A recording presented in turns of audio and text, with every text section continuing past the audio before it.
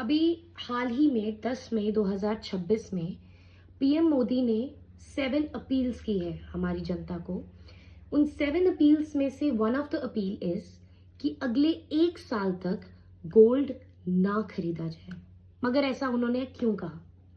तो इसे समझते हैं कि जैसे हमें पता है कि वेस्ट एशिया में कन्फ्लिक्ट्स चल रहे हैं, मतलब ईरान, इजराइल और यूएस के बीच में कन्फ्लिक्ट्स चल रहे हैं और इस कन्फ्लिक्ट्स का डायरेक्ट इम्पैक्ट कहाँ पड़ा है?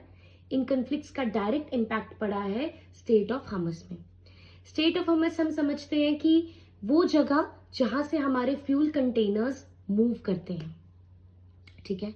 उसके बाद इस स्टेट ऑफ हमस की वजह से इम्पैक्ट पड़ा है हमारे फ्यूल प्राइसेस से।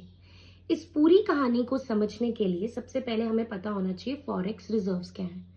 फॉरेक्स रिजर्व्स आप समझ सकते हैं कि फॉरेन रिजर्व्स हो गए हमारे सेविंग अकाउंट, जहां पर सारी फॉरेन करेंसी है और मेजॉरिटी हमारे डॉलर्स हैं। इन फॉरेक्स रिजर्व्स का इंक्रीज कैसे होगा? इंक्रीज होगा एक्सपोर्ट्स की हेल्प से। अगर हम सामान बाहर की कंट्रीज में बेचें तब होगा। अगर हम कोई सर्विसेज प्रोवाइड करें और हम पैसा अर्न करें, फॉरेन करेंसी अर्न करें तब, या रेमिटेंसेस बाहर से पैसा कुछ आ रहा है वो। और इन फॉरेक्स रिजर्व्स का डिक्रीज कैसे होगा? इनका डिक्रीज होगा अगर हम इंपोर्ट्स करें, जैसे ऑयल इंपोर्ट करें, गोल्ड इंपोर्ट करें, या हम फॉरेन ट्रिप्स पर जाएं। जब पैसा इन रिजर्व से बाहर जा रहा है, डॉलर्स बाहर जा रहे हैं, तब इन फॉरेक्स रिजर्व्स का डिक्रीज होगा। अब इस फॉरेक्स रिजर्व पे मेजरली दो तरीके के प्रेशर्स आ रहे हैं। वो प्रेशर क्या है? सबसे मेजर प्रेशर है ऑयल प्रेशर। ऑयल प्रेशर कैसे? कि अब जब हमें बेसिकली 85% जो ऑयल है उसको इंपोर्ट करना पड़ता है। 85% इंपोर्ट करने के लिए हमारा फॉरेक्स रिजर्व क्या होगा?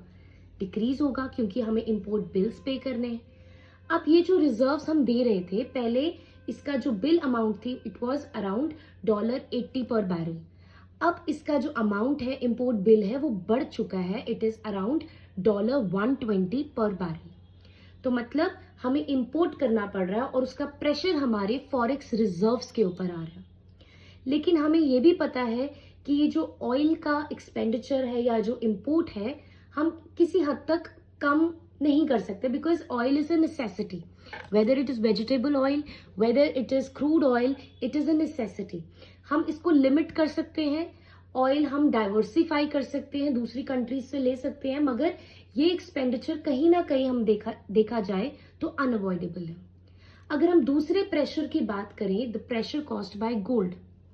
अब आपको एक फैक्ट की बात बताती हूँ कि हमारी कंट्री में सिर्फ 1 to 2 tons of gold produce होता है। बाकी जितना भी गोल्ड है, मतलब हम टोटल 700 to 800 टन्स हम बाहर की कंट्रीज से इंपोर्ट करते हैं annually. Total 700 to 800 tons of gold is used and only 1 to 2% or 1 to 2 tons of gold is only produced in India. तो प्रेशर क्या आया? इंपोर्ट बिल बढ़ गए, फॉरेक्स रिजर्व्स कम हो रहे हैं। अब ये फॉरेक्स रिजर्व्स हमारे कम हो रहे हैं, या जो हम डॉलर्स हम स्पेंड कर रहे हैं, तो इसकी वजह से मेजर रीजन क्या आ रहा है, मेजर कॉज क्या आ रहा है कि हमारा जो रुपी है उसकी value in comparison two dollars depreciate हो रही है।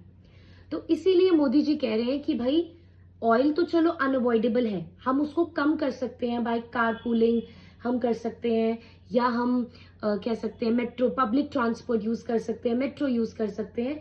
लेकिन गोल्ड जो हम शादियों में लगाते हैं, वेडिंग्स में लगाते हैं, या गिफ्ट्स के लिए यूज करते हैं, या इन्वेस्टमेंट के लिए करते हैं, वो मोदी जी कह रहे हैं कि इस गोल्ड को हम पोस्टपोन कर दें।